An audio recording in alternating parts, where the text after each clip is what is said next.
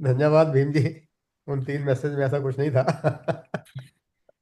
तो anyway we will start today. तो as usual we will start with the शांति पाठ।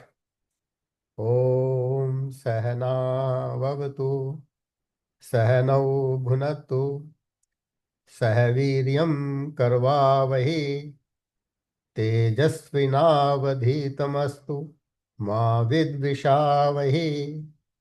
ओम शांति शांति शांति। हरिओम हरिओम हरिओम। चलिए जी, जैसे मैंने पिछली बार कहा था कि आज से हमने ब्रह्म विद्या के ऊपर, ब्रह्म ज्ञान के ऊपर अपना जो चर्चा है वो शुरू करेंगे। अभी तक हमने जो पिछले दो या हाँ 2 सेशन में हमने आत्मज्ञान के ऊपर चर्चा की थी कि जैसा मैंने पहले कहा था कि ये जो ज्ञान, जो उपनिषद ज्ञान है, जो हमने ये श्रृंखला शुरू की है, इस ज्ञान के 2 पहलू हैं उपनिषदों के अनुसार। एक है आत्मज्ञान और दूसरा है ब्रह्म ज्ञान। आत्मज्ञान के बारे में हम चर्चा कर चुके हैं। आत्मज्ञान अर्थात अपने स्वयं के बारे में ज्ञान, कि मैं कौन हूँ, मेरा वास्तविक स्वरूप क्या है, मेरी पहचान क्या है। तो इसके बारे में हमने जो उपनिषदों में प्रश्न पूछे गए थे, 3 उपनिषद थे। कठ उपनिषद, केन उपनिषद और प्रश्न उपनिषद। तो इन 3 उपनिषदों में जो भी प्रश्न आत्मज्ञान के विषय में पूछे गए थे, उन पर हमने विस्तार से क्या प्रश्न थे और क्या उनका उत्तर दिया गया था, उसका हमने विस्तार से चर्चा की, वर्णन किया। और उसी पर कुछ क्वेश्चन भी मैंने भेजे थे, और उनका भी, ताकि पता लग जाए मेरे को कि क्या आपको समझ में आया क्या नहीं आया। तो that's why I just keep sending the question. तो अब ये सेल्फ नॉलेज के बारे में, स्वयं के बारे में हमने चर्चा तो कर ली, और मेरे ख्याल में इंटेलेक्चुअली सभी को समझ में भी आ गया होगा कि ये आत्मा, कि मेरा वास्तविक स्वरूप क्या है, मैं कौन हूँ। ये सबको पता है कि मैं वास्तव में आत्मा हूँ, न कि यह शरीर। क्योंकि शरीर नश्वर है, बदलता रहता है, परंतु जो आत्मा है, जो आपके भीतर आत्मा है, वो सदा रहती है। इसके बारे में काफ़ी जो प्रश्न है गीता में भी कहा गया था। परंतु ये सब सुनने के बाद भी देखिए, हमको ये, जब तक इसको हम व्यवहार में नहीं लेकर आते, जब तक हम इसके ऊपर डेली चिंतन नहीं करते, तो एक सिर्फ इंटेलेक्चुअली जानने से इसका कोई लाभ हमें इतना ज़्यादा नहीं मिलता। और यह एक ह्यूमन टेंडेंसी है कि जब भी हम कुछ अपना समय बिताते हैं, तो every time we think of कि हमें इसका क्या लाभ मिलेगा। लास्ट टाइम भी कुछ इसके ऊपर चर्चा चल रही थी कि इसका क्या लाभ, हमें जीवन में क्या लाभ मिलेगा अगर मुझे पता भी लग गया कि मैं कौन हूँ, मेरा वास्तविक स्वरूप क्या है।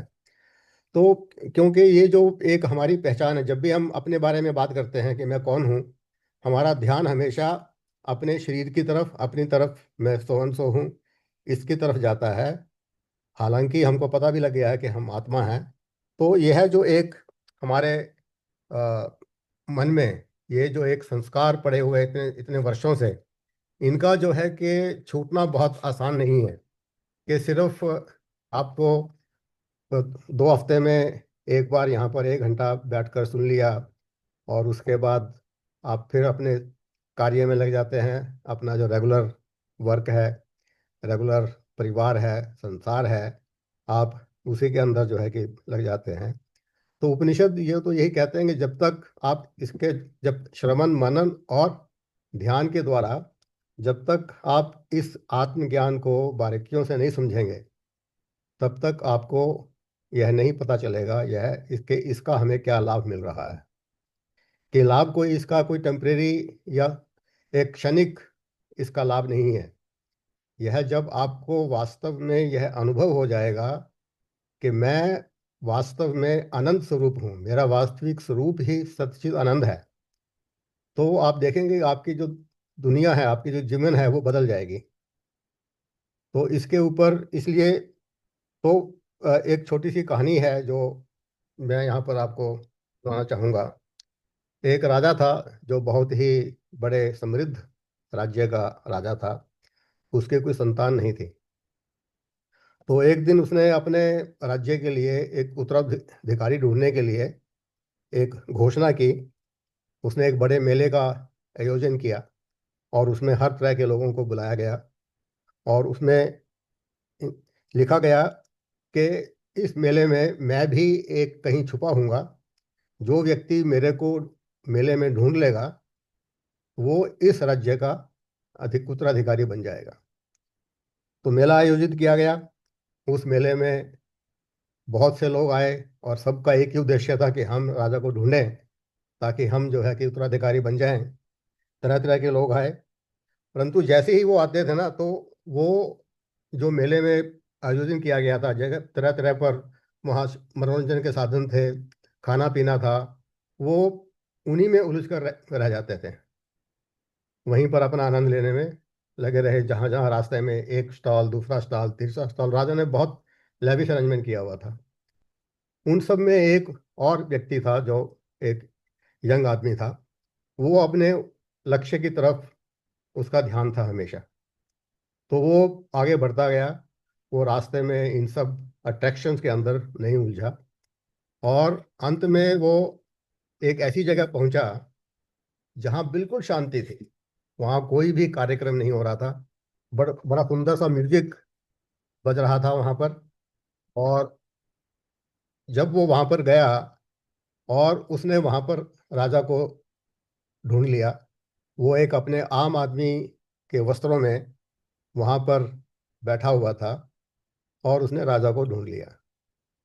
तो इसका कहानी का सिर्फ एक पर्पज यही है कि जब हम अपने आप को, स्वयं को संसार के आकर्षण से हटाकर अपने स्वयं के भीतर झांकना शुरू करेंगे, स्वयं के भीतर ढूंढना, देखना शुरू करेंगे, तो आप पाएंगे कि आप पहले से ही परम आनंद स्वरूप हैं।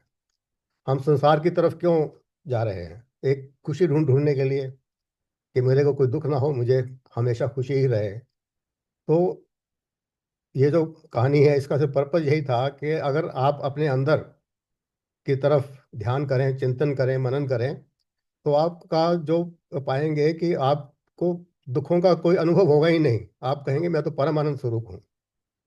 तो इस तरह से एक और भी कहानी है छोटी सी, जो आज मैं आपको फिर उसको भी जो है कि सुनाना चाहूँगा कि ये जो आनंद है, जो जो भी है, वो आपके भीतर ही मौजूद है, कहीं बाहर नहीं है, बाहर के संसार में नहीं है। क्योंकि मैं इस टॉपिक को, क्योंकि आत्मज्ञान हमने खत्म किया है तो उसको थोड़ा सा इसलिए ये कहानी आप सबको सुनाना जरूरी है। एक बहुत ही रिच आदमी जो हीरो का व्यापारी व्यापारी था, हो सकता है कहानी आप लोगों ने सुनी भी होगी पहले, कि हीरो का व्यापारी था। उसके उसने वो एक बहुत ही कीमती हीरा खरीदने के लिए किसी बड़े शहर में गया हुआ था। वहाँ उसने वो एक हीरा खरीदा। तो जहाँ से वो हीरा खरीद रहा था वहाँ पर एक व्यक्ति भी उसके उसने उसको देख लिया किसी ने। तो वो उसका पीछा करने लगा कि ये जो है कि कहाँ कहाँ जाता है। तो उसके मन में विचार आ गया कि मैं इसके हीरे को कैसे चुराऊं। तो वो, तो जब उसने देखा कि उस धनवान व्यक्ति ने एक ट्रेन में किसी अपने गतम अपने जो जहाँ पर जहाँ का वो निवासी था वहाँ जाने के लिए उसने टिकट खरीदा और एक एसी कंपार्टमेंट के अंदर सीट बुक की।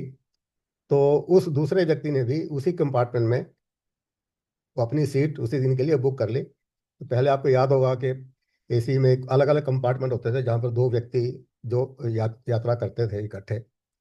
और वो ओवरनाइट जर्नी थी बेसिकली। तो रात को उनको सोना था। तो जब वो व्यक्ति जो बेसिक चोरी की भावना से आया था वो उस डब्बे में पहुंचा उसके पास, तो वो जो धनवान व्यक्ति था सोचने लगा कि मैंने इसको कहीं देखा है। तो उसको याद आ गया कि ये व्यक्ति मैंने वहाँ देखा था और इस मेरे पीछे लगा हुआ है। और वो पहचान गया कि ये व्यक्ति जरूर चोरी के इरादे से मेरे साथ आया है। पर वो जो धनवान था बड़ा समझदार था। तो रात को जब दोनों सो गए तो वो चोर व्यक्ति उठा। उसने हर जगह वो हीरा उसके सामान में ढूंढा पर उसको वो हीरा नहीं मिला। अगले दिन उठे, दोनों तैयार होकर, जो धनवान व्यक्ति था वो भी तैयार होकर अपनी सीट पर बैठ गया, क्योंकि उसका जो स्टेशन था आने वाला था।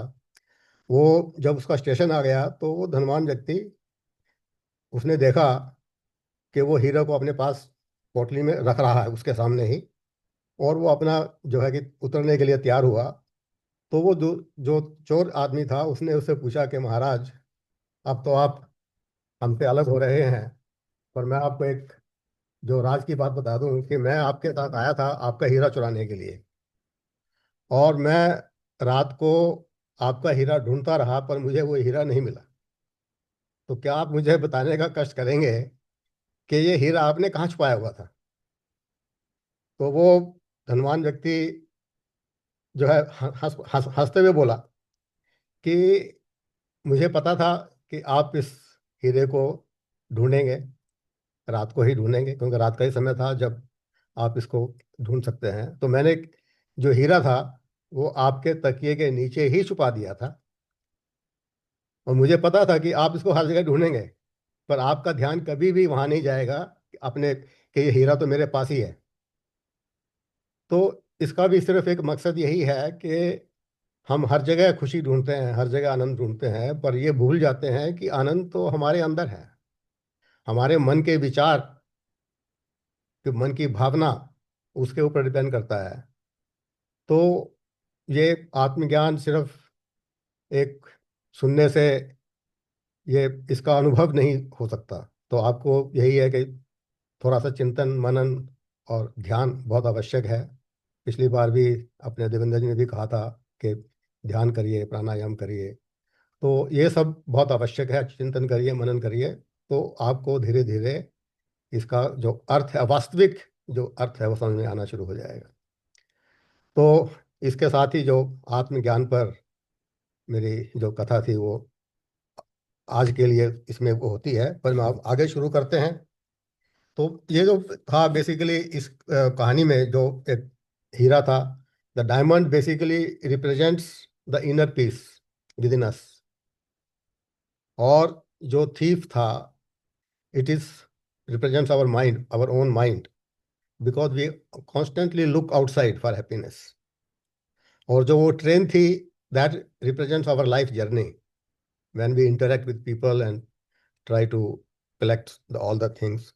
और जो उसने जहाँ हीरा छुपाया था, कई जगह बोलते हैं उसकी उसकी अपनी पॉकेट में छुपाया छुपाया उसने, कई कहते हैं उसके तकिए में छुपाया। तो पॉकेट में या तकिए के नीचे, it basically represents your own heart, your own, कि आपके कोई जो आत्मा है वो आपके अंदर ही है। तो इस तरह से ये जो एक स्टोरी है, एक सुनाई गई है। और बहुत पहले मैंने ये स्टोरी सुनी थी, अपने फादर से सुनी थी इनफैक्ट, और आप लोगों ने भी सुनी होगी। तो इस तरह से इन छोटी छोटी स्टोरियों से बड़ी अच्छी शिक्षा मिलती है कि कैसे हमें करना है। तो चलिए अब हम अपने ब्रह्म ज्ञान की तरफ बढ़ते हैं। तो हमने देखा कि हमारा जो शरीर, एक शरीर के बेसिस पर, एक व्यक्तिगत शरीर के बेसिस पर आत्मा जो है वो शरीर का आधार है। तो जो एक जगत के बेसिस पर, पूरे ब्रह्मांड के बेसिस पर जो ब्रह्मांड का आधार है वो है ब्रह्म, इसलिए इसको ब्रह्म ज्ञान कहा जाता है। तो ये सेकंड पहलू है ज्ञान का। और बेसिकली जो ब्रह्म ज्ञान व्यक्ति पा लेता है, दैट इज बेसिकली द पूर्ण ज्ञान। आत्मज्ञान इज द फर्स्ट स्टेज, कि सबसे पहले आपको स्वयं को जानना, आत्मा को जानना, यह आवश्यक है। उसके बाद ही आप ब्रह्म ज्ञान की प्राप्ति के लिए कर सकते हैं। क्योंकि आप अल्टीमेटली आप पाएंगे इस ब्रह्म ज्ञान के अंदर ये भी है कि नॉट ओनली कि ब्रह्मांड का कारण ब्रह्म है, ये आत्मा और ब्रह्म एक ही स्वरूप हैं। तो दोनों के बीच में एकता का वर्णन भी किया गया है इस ब्रह्म ज्ञान में। तो ultimately it leads you to unity, to अद्वैतवाद। सो दैट इज द पूर्ण ज्ञान। तो हम इसको ब्रह्म ज्ञान को जो है इसी उसी तरह से जो प्रश्न और उत्तर दिए गए हैं उपनिषदों में, उसी के आधार पर हम इस पर चर्चा करेंगे। इनफैक्ट इन उपनिषदों में जो ब्रह्म का वर्णन किया गया है, ब्रह्म के क्या स्वरूप है, वो दो तरीकों से समझाया गया है। आप देखिए, किसी भी चीज के दो लक्षण से आप समझा सकते हैं। एक जिसे कहते हैं स्वरूप लक्षण। स्वरूप लक्षण means the essential intrinsic quality of any entity that never changes and is always present in that object. So that is called the Swarup Lakshan, कि वो कभी भी, वो हमेशा, उसका इंट्रिंजिक नेचर है, वो कभी भी बदलता नहीं है और हमेशा उसका नेचर वही रहता है। तो उसके बेसिस पर ब्रह्म का वर्णन किया गया है। तो इसका वो उदाहरण है, जैसे कि आप अपने, मान लो किसी को अपने घर का वर्णन करते हैं, तो आप कहेंगे मेरा घर 2 मंजिला है, उसमें इतने बेडरूम हैं, उसमें स्विमिंग पूल है, उसमें ये है वो है, या इस रंग का है, क्योंकि वो उसका स्वरूप जो है वो परमानेंट है। तो इसलिए वह, दैट इज कॉल्ड द स्वरूप लक्षण ऑफ योर हाउस। तो इसी इसी तरह से जैसे पानी है, पानी का जो इंट्रिंजिक नेचर है वो है ठंडा और रहना, शीतल और बहना। तो अगर वो पानी अगर गर्म होगा हीट पर रखने की वजह से, अल्टीमेटली वो उसको छोड़ देंगे तो वो ठंडा फिर हो जाएगा फिर से। सो दैट, जो एक शीतल नेचर है पानी का और जो फ्लोइंग नेचर है, वो उसका इंट्रिंजिक नेचर है। तो और ऐसे ही जो फायर का जो इंट्रिंजिक इंट्रिंजिक नेचर है वो है हीट एंड लाइट। अगर कहीं हीट नहीं होगी, that means fire also is not there. So that's how basically the Brahma has been defined in terms of its intrinsic nature. जैसे आत्मा का स्वरूप बताया गया था, ऐसे ही ब्रह्म का स्वरूप की जो है वो लक्षण बताए गए हैं। दूसरा जो एक मेथड है किसी को डिस्क्राइब करने का, वो उसको बोलते हैं वेदांत के अंदर तटस्थ लक्षण। तटस्थ का मतलब है एक्सटर्नल और incidental attributes which are used to describe any entity based on in a any context, basically, or to define its role under any circumstances. So that is called the tatastha lakshan. यह जो, वो जो गुण है, जो तटस्थ जो गुण है, वो उसके मूल वस्तु के भीतर हमेशा नहीं होता, वो टेम्परेरी है। वो किसी संदर्भ में या किसी विशेष परिस्थिति के अनुसार उसका वर्णन किया है कि किया जाता है। कि जैसे मान लो कोई व्यक्ति आपके घर आना चाह रहा है, आपने उसको गूगल मैप भी भेज दिया, वो गूगल मैप के हिसाब से आपके घर के आसपास पहुंच जाता है, पर वो आपका घर नहीं ढूंढ पा रहा है। तो वो आपको फ़ोन करेगा कि साहब मुझे अपना घर, मैं यहीं आसपास ही हूँ, कुछ घर आपका नज़र नहीं आ रहा है। तो आप कहेंगे वो घर है जहाँ पे काली, एक काली जो है कि कार खड़ी हुई है, या वहाँ पर अभी देखेंगे कि वहाँ पर अभी जो है कि कुछ ऐसी विशेष चीज़ है जो अभी उसी वक्त होगी, ताकि वो इमीडिएटली उसको दूर से देख सके। तो that is called basically the तटस्थ लक्षण। दैट पर्टिकुलर लक्षण is just a temporary in description of that particular object. तो जैसे मैंने अभी पानी का उदाहरण दिया था कि पानी जो है कि जब गर्म होता है, वो एक अग्नि के संपर्क से पानी जो है कि गर्म होता है।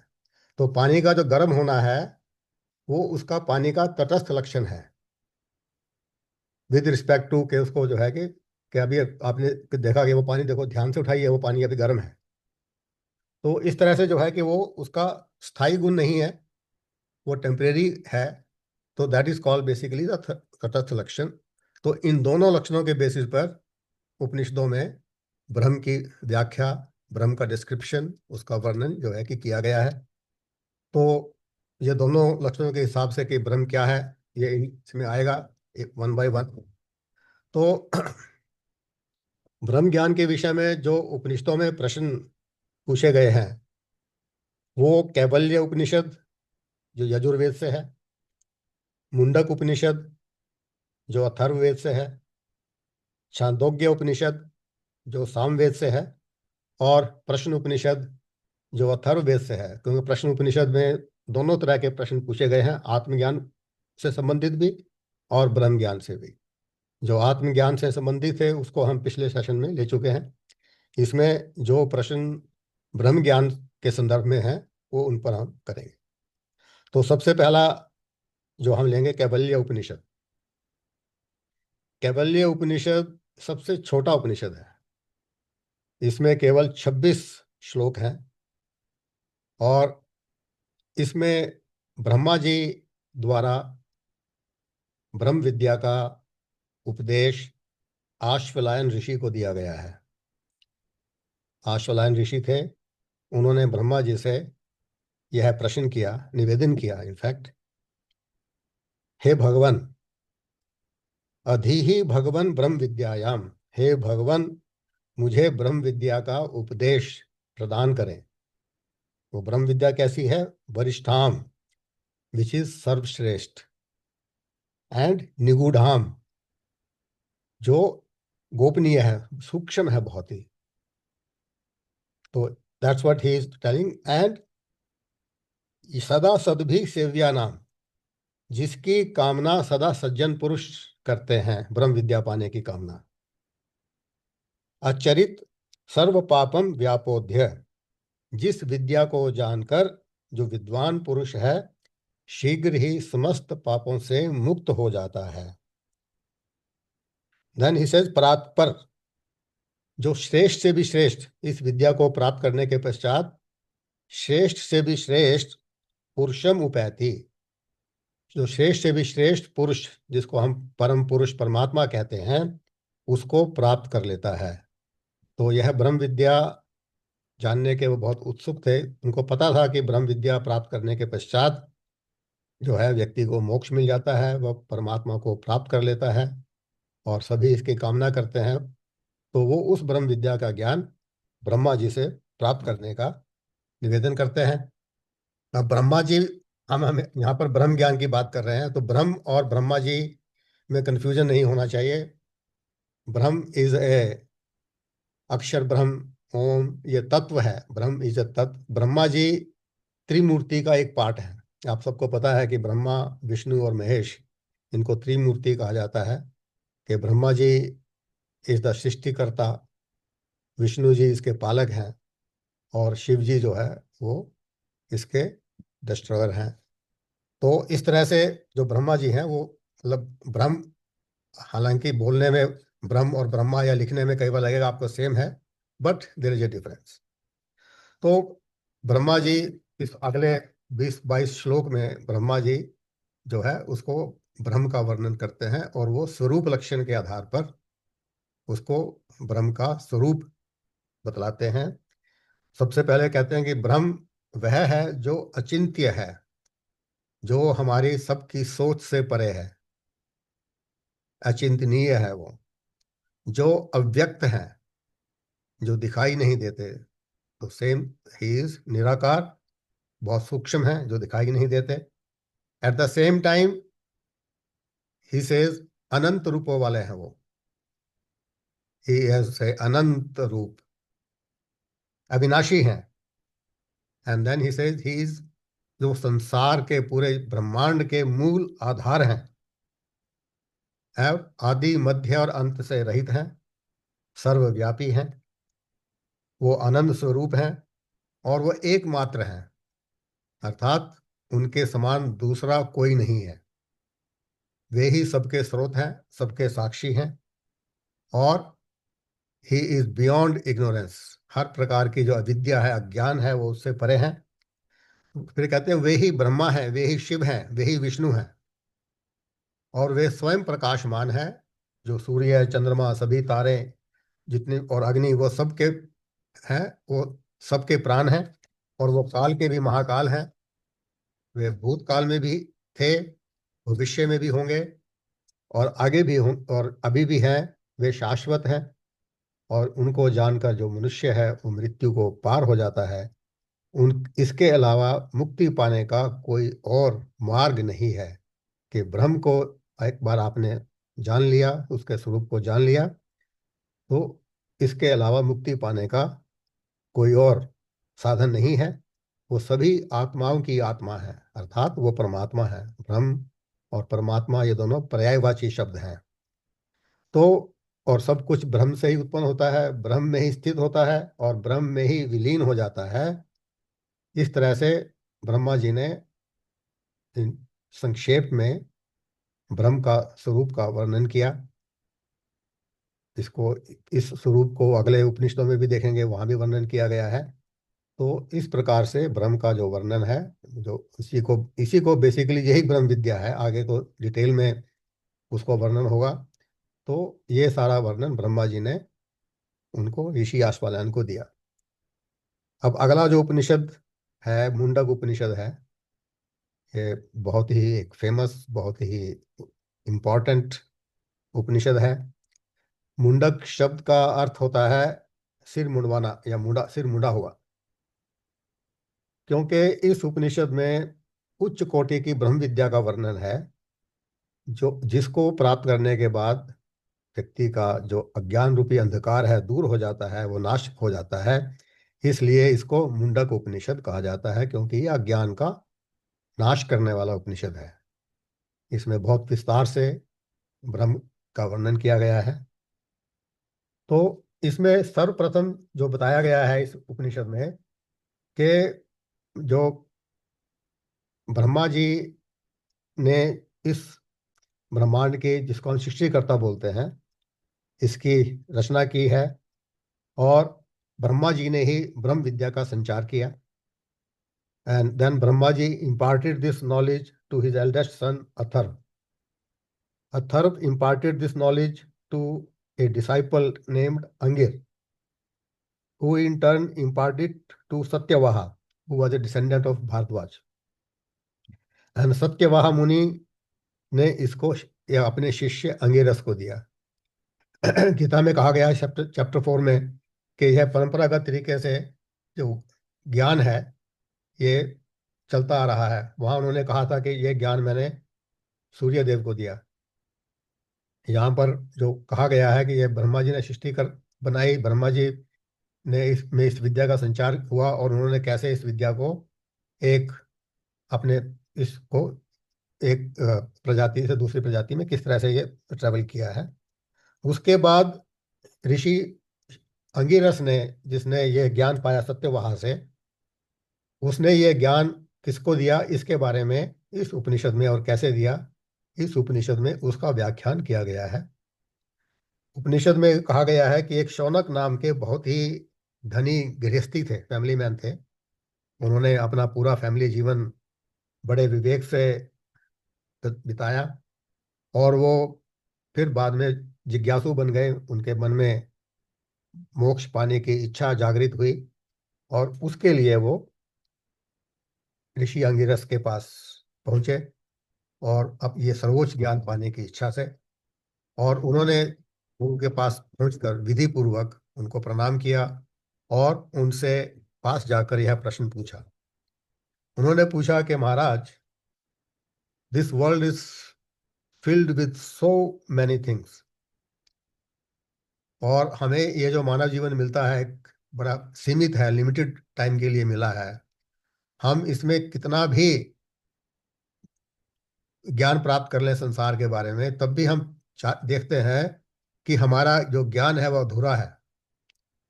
अभी जैसे आप देखेंगे केमिकल इंजीनियरिंग में पता नहीं आज तक कितने लोगों ने पीएचडी डिग्री प्राप्त कर ली होगी, और कितने अभी फ्यूचर में करेंगे।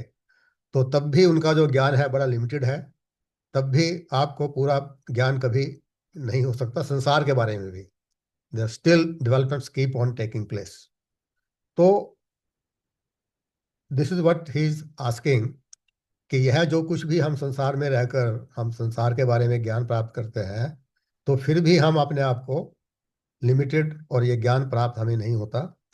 सो दैट्स व्हाई ही सेज, कस्मिनु भगवो विज्ञाते सर्वम इदम विज्ञानम भवति। वो पूछ रहे हैं, हे भगवान, ऐसा कौन सा एक ज्ञान है जिसके जान लेने से सब कुछ ज्ञात हो जाता है। Is there any knowledge which when we learn we encompasses all knowledge, leaving no need to know anything else। हमें बाकी सब कुछ अपने आप से पता चल जाता है, हम सर्वज्ञ हो जाते हैं। जैसे हम भगवान को बोलते हैं कि भगवान सर्वज्ञ है, ये ऐसी कौन सी नॉलेज है जिसको पाकर हम सर्वज्ञ हो जाएं। तो इस प्रश्न के उत्तर में जो महर्षि, जो गुरु अंगिरस है वो उसको विद्या का ज्ञान देना शुरू शुरू करते हैं। सबसे पहले वो कहते हैं कि विद्या दो प्रकार की होती है। एक है अपरा विद्या और दूसरी है परा विद्या। अपरा विद्या इज यानी भौतिक ज्ञान, सांसारिक ज्ञान, which is called the lower knowledge. यह जो ज्ञान है, यह जो भौतिक नॉलेज है, जो सांसारिक ज्ञान है, ये वेदों के प्रथम कांड में दिया गया है, जिसको हम कर्म कांड बोलते हैं। इसमें हर तरह के रिचुअल्स हैं, पूरा ज्योतिष विद्या है, और जीवन कैसे जीना है, संसारिक विषयों का पूरा ज्ञान इसमें जो वेदों में जो प्रथम भाग में ये दिया हुआ है। जो वैदिक मंत्र दिए गए हैं, उन अनुष्ठान बतलाए गए हैं, अगर आप उनको विधि पूर्वक और पूरे श्रद्धा के साथ करते हैं तो उसमें जो फल दिया गया है वो फल भी अवश्य प्राप्त होता है। तो वो सारे का सारा जो ज्ञान है वो वेदों में के फर्स्ट पार्ट में दिया गया है।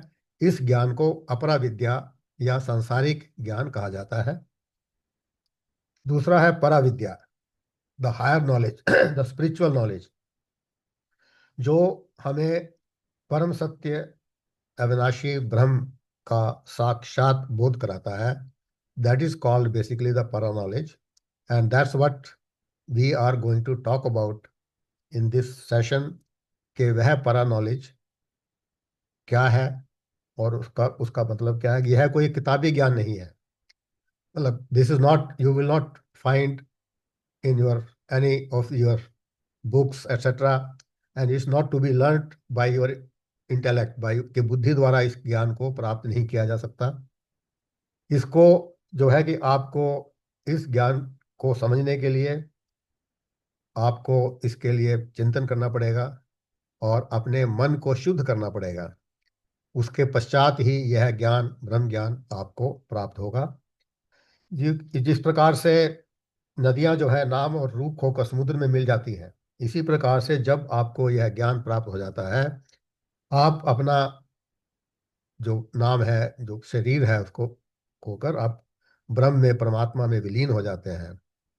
तो that is why it is called para vidya, para knowledge. In fact if you remember, Bhagavad Gita में भी जब चैप्टर 7 में भगवान ने जो है कि तत्पद का वर्णन शुरू किया था, उसमें जो सेकंड श्लोक है, यस ज्ञात्वा नेह भूयो अन्यत ज्ञातव्यम अवशिष्यते, यानी मैं आपको वो तुमको, हे अर्जुन, मैं तुमको वह ज्ञान देने के लिए जा रहा हूं जिसके जानने के बाद और कुछ जानना शेष नहीं रहता। ये गीता के 7वें अध्याय के सेकंड श्लोक में भगवान कृष्ण ने अर्जुन को कहा था। और वही प्रश्न जो है बेसिकली ये पूछा गया था, और इसी का वर्णन जो है इस उपनिषद में किया गया है। तो इस उपनिषद के अंदर भी जो ऋषि अंगिरस ये इस प्रकार से उसको बताने के बाद कि अब वो ब्रह्म का जो स्वरूप है उसका वर्णन करने जा रहे हैं। सबसे पहले वो ब्रह्म का स्वरूप उसको बतलाते हैं, और ब्रह्म का स्वरूप वही उसका जो स्वरूप लक्षण है कि क्या ब्रह्म के का जो इंट्रिंसिक नेचर है उसका डिटेल में विस्तार से एक श्लोक है, एक श्लोक में ही उन्होंने पूरे ब्रह्म के स्वरूप का वर्णन कर दिया है। और उस श्लोक को मैं स्टंजा बाय स्टंजा जो है कि लूंगा। पहला है, दिव्यो ह्यमूर्तः। ब्रह्म जो दिव्य, ये दिव्य पुरुष हैं जो आकार से रहित हैं, निराकार हैं। स बाह्याभ्यंतरो यजय, वह बाहर और भीतर दोनों जगह मौजूद हैं और कभी जन्म नहीं लेते हैं, ही इज अजन्मा। धन अप्राणो, यह माने शुभ्रो, वह प्राण और मन से रहित हैं तथा अत्यंत शुद्ध और पवित्र है। धन यह अक्षरात परतः पर है, वह ब्रह्मांड की अलौकिक अव्यक्त अवस्था से भी अत्यंत श्रेष्ठ हैं।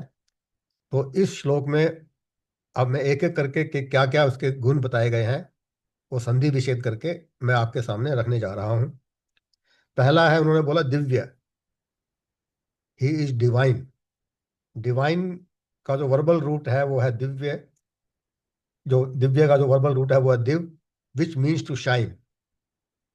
सो यहाँ दिव्य का अर्थ है वह स्वयं प्रकाशित है, वो स्वयं प्रकाशमान है, वो स्वयं ज्योति वाले हैं, उनको किसी की ज्योति की जरूरत नहीं है। He is self shining, he is self illuminous. So इस प्रकार जो ये दिव्य शब्द है मूल रूप से चैतन्य स्वरूप, चेतना को की तरफ इंगित करता है।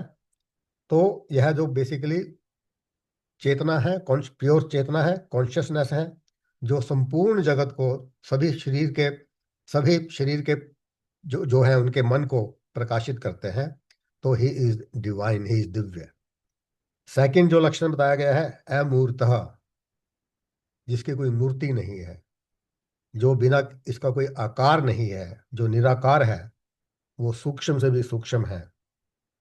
अमूर्तः का अर्थ एक और भी है कि ये जितने भी संपूर्ण जो भौतिक जगत है वो उससे परे है।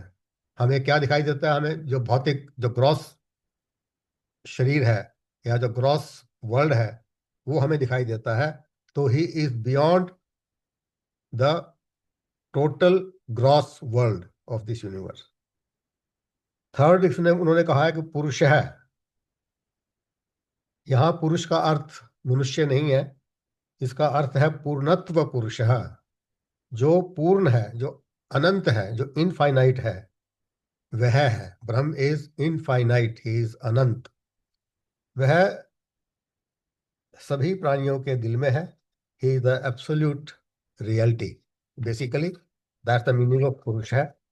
देन फोर्थ बताया गया है बाह्य अभ्यंतरः।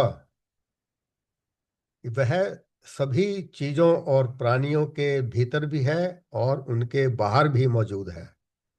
तो इस जगत में जितने भी नाम और रूप मौजूद हैं, ब्रह्म परमात्मा सभी के अंदर भी है और बाहर भी है।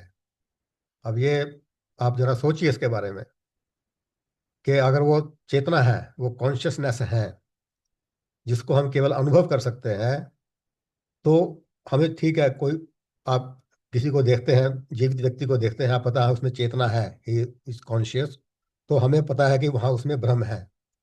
अब जहाँ पर एक रिक्त स्थान है, वहाँ कोई है नहीं, so how will you know that चेतना और ब्रह्म एग्जिस्ट देयर? तो अब अगर हम एक कमरे में देखें, एक व्यक्ति बैठा है, हमें पता है कि व्यक्ति बैठा है, उसमें चेतना है, और जो एम्प्टी स्पेस है, आपको लगा वहां तो चेतना है नहीं। So how do we ensure this? और मान लो उसी जगह पर जब जो रिक्त रिक्त स्थान था, कोई दूसरा व्यक्ति आकर बैठ जाता है, तो वहां तो फिर चेतना आ गई ना वहां पर। तो चेतना जो है, बाहर और भीतर कहने का जो अर्थ है कि अगर कोई रिक्त स्थान है, चेतना चाहे कोई मौजूद है या नहीं है, चेतना इज ऑलवेज देयर। तो बेसिकली ये जो वर्ड बाह्याभ्यंतर यूज किया गया है, इसको बेसिकली क्या है कि ये जो आइडिया है इनसाइड एंड आउटसाइड का, इस आइडिया को ड्रॉप करने के लिए कहा गया है कि भगवान जो है हर जगह, जो चेतना है, जो कॉन्शियसनेस है, कोई अगर इनर्ट वस्तु भी पड़ी है, कोई रिक्त स्थान भी है, चेतना या Brahm is there also. The whole world, there is nothing but Brahm, चेतना, कॉन्शियसनेस, परमात्मा। सो दैट इज बेसिकली जिसे कहते हैं सर्वव्यापी। So that basically is the meaning is of this word बाह्य अभ्यंतरा।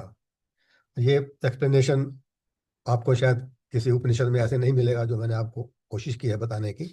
तो उस पर जरा थोड़ा सा विचार कीजिए आप भी। तो that's why we should drop this idea of inside and outside when we say it is everywhere, it is in सर्वव्यापी है। उसके बाद पांचवा उन्होंने बोला अजय। अजय का अर्थ है अजन्मा। वह न तो जन्म लेता है, न ही उसका निर्माण होता है, ना कोई उसकी जन्म तिथि है, ना कोई उसकी एक्सपायरी डेट है। तो इसलिए उसका जो है, he is self existing. Then छठा है अप्राण। वो प्राणों से रहित है। हम सब यहाँ मौजूद हैं बिकॉज वी हैव प्राण। तो ब्रह्म जो है वो कहते हैं प्राणों से भी परे परे है, क्योंकि प्राण भी ब्रह्म से ही उत्पन्न होता है। तो ब्रह्म ही हर चीज का मूल कारण है। तो इसलिए ब्रह्म प्राणों से परे है। फिर नंबर 7 इज अमनसः, कि ब्रह्म जो है मन से भी परे है, क्योंकि मन भी तो उन्हीं से उत्पन्न होता है। तो भगवान मन से भी परे है। मनस का एक और यहाँ पर अर्थ दिया गया है उपनिषद में कि ये तो मन हमारा सूक्ष्म शरीर में है, तो ब्रह्म जो है संपूर्ण इस जगत में जितने भी संपूर्ण सूक्ष्म शरीर हैं वो उन सबसे परे है। इसका एक अर्थ ये भी दिया गया है। नंबर 8 इज शुभ्र। शुभ्र का मतलब है शुद्ध, कि यानी जो ब्रह्म है वो पवित्र है, शुद्ध है, शुद्ध चेतना है, इसलिए उनको शुद्ध चेतना कहा जाता है। इसमें किसी भी दूसरी चीज का मिश्रण नहीं है। Nothing else of another is mixed with it. There is no trace इसका एक अर्थ और भी है कि there is no trace of any ignorance in it. वो अज्ञान से परे है। He is all knowing. उसका एक अर्थ और भी है कि ही इज सेल्फ एफल्जेंट, स्वयं दीप्तिमान है। उसके बाद जो नंबर 9 यहाँ बताया गया है, अक्षरात परतः परः, कि यह जो शुद्ध चेतना है, जो ब्रह्म है, जो परमात्मा है, ये प्रकृति या माया से भी परे है।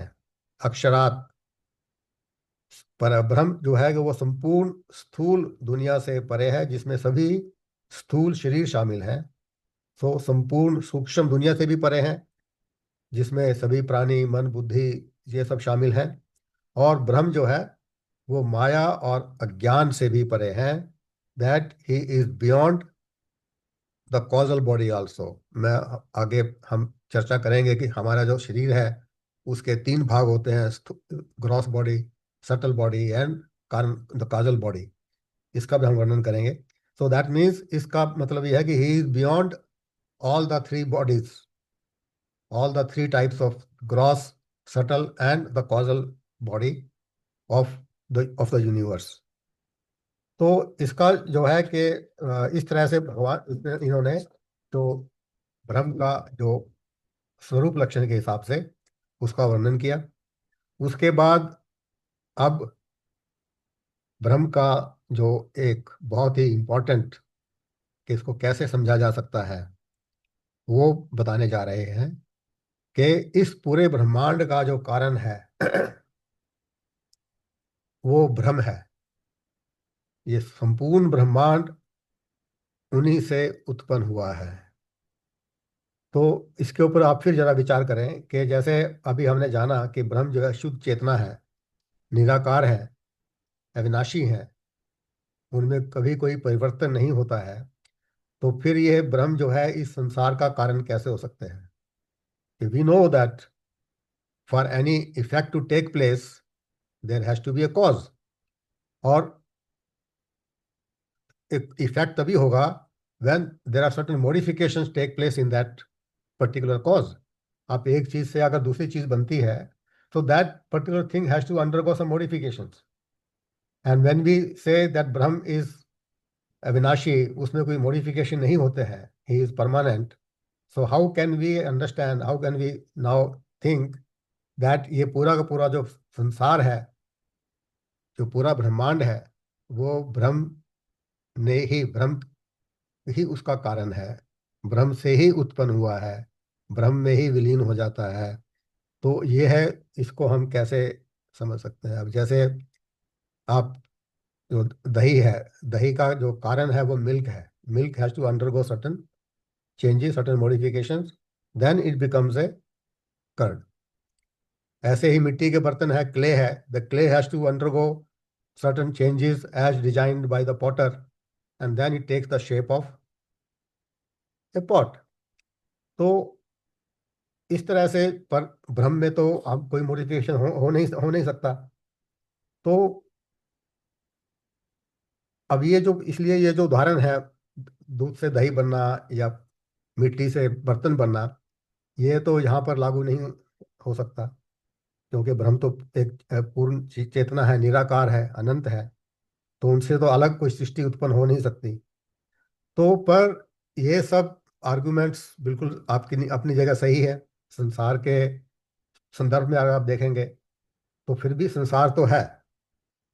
अगर संसार है जिसका हम अनुभव करते हैं तो उसका कारण, उसका जो कॉज है, हैज टू बी देयर। तो इस जो ये जो रिडल है, इस रिडल को ऋषि अंगिरस सॉल्व करते हैं। और उसको सॉल्व करते हुए कहते हैं कि this creation is because of a special factor called maya, जो परमात्मा की, ब्रह्म की एक अनोखी शक्ति है, जो ब्रह्म से अलग नहीं है, इंडिपेंडेंट नहीं है। वो ब्रह्म की ही माया शक्ति है। जब ब्रह्म माया के साथ जुड़ जाता है, तब वो, उसको हम ईश्वर बोलते हैं या भगवान बोलते हैं। तो ब्रह्म और माया जब जुड़ जाते हैं आपस में, इट एक ईश्वर प्रकट होते हैं, भगवान प्रकट होते हैं, और फिर सारी सृष्टि का निर्माण होता है। तो the twist here is, this सृष्टि, this creation takes place because of the combination of Brahm and Maya. Maya is what? Maya is nothing but प्रकृति।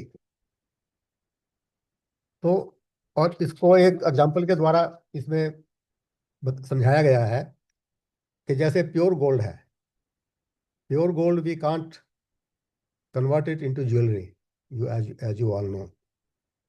पर लेकिन जब उसमें थोड़ा सा तांबा मिला दिया जाता है, कॉपर मिला दिया जाता है, then it can be given any shape. पर ये एग्जाम्पल भी यहाँ फिट नहीं बैठता, क्योंकि copper is a different element, वो गोल्ड से अलग है। जबकि ब्रह्म और माया, माया ब्रह्म से अलग नहीं है। तो ये सिर्फ एक समझाने के लिए बताया गया है, जो एग्जाम्पल दिया गया है कि कॉपर मिलाकर गोल्ड किसी भी शेप में आप कितनी ज्वेलरी बना सकते हैं। तो पर बेसिकली माया कॉपर की तरह नहीं है। पर माया बेसिकली जब ब्रह्म से जुड़ जाती है, then the whole universe, the whole sansar, this creation takes place. So that is how.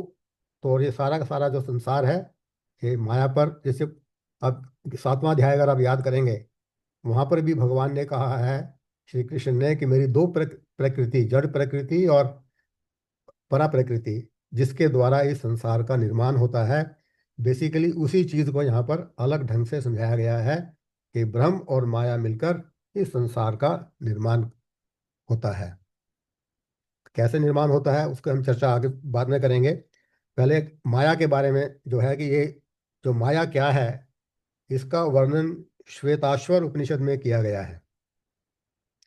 और एक छोटा सा मंत्र है, मायाम तु प्रकृतिम विद्यान मयिनाम तु महेश्वरम। माया मायाम तु प्रकृतिम विद्यात। तो जो गुरु जी हैं अपने शिष्य को कह रहे हैं, हे शिष्य तुम जान लो कि यह प्रकृति ही माया है। Maya is nothing but the whole nature, the whole prakriti. मायिनम च महेश्वरम। और इस माया के जो मालिक हैं वो है महेश्वर, भगवान। हम ब्रह्म एक अलग, एक एंटिटी, जिसे तत्व है वो। जब ब्रह्म और माया जुड़ जाते हैं, हम ईश्वर भगवान जिसको बोलते हैं, वो ब्रह्म और माया का कॉम्बिनेशन, उसको हम ईश्वर भगवान बोलते हैं। क्योंकि आप देखेंगे, हम भगवान, ईश्वर, परमात्मा, ब्रह्म, सब एक है सब एक ही। पर वो एक अलग अलग फंक्शन के लिए है।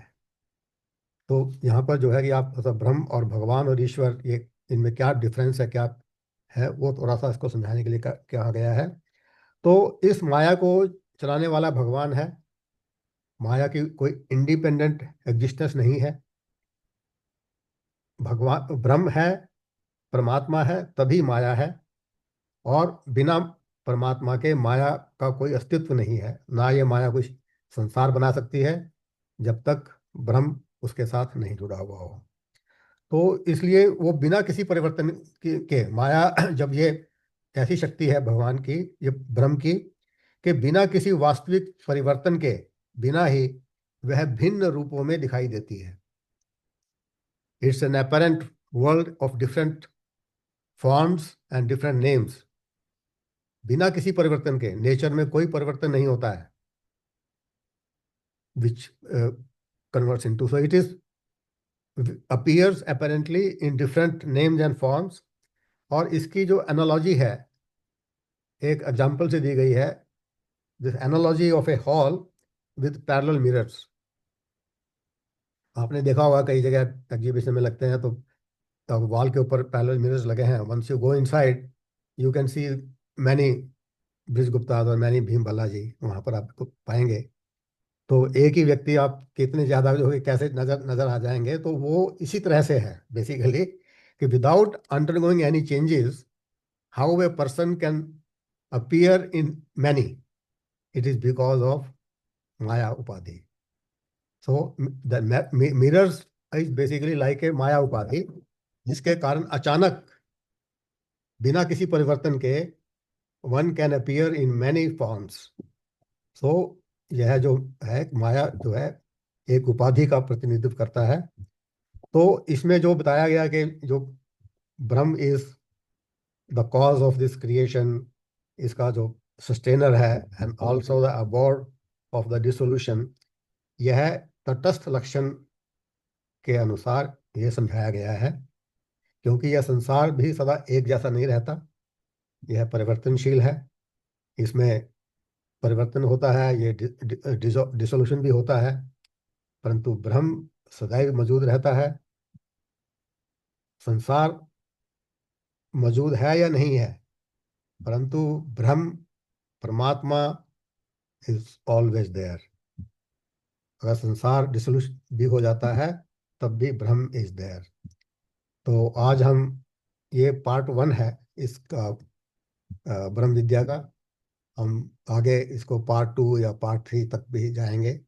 और ये आगे जब एक्सप्लेनेशन आएगा तो आप पाएंगे it's very more interesting than what I have told today.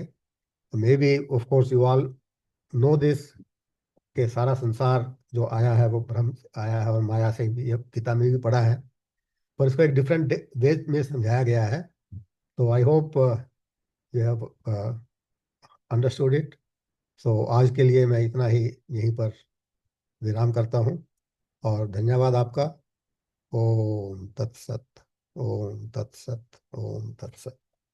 Hari ओम। धन्यवाद आप। हाँ जी ब्रिज जी, आपका बहुत बहुत धन्यवाद। बड़ा ध्यान से सुना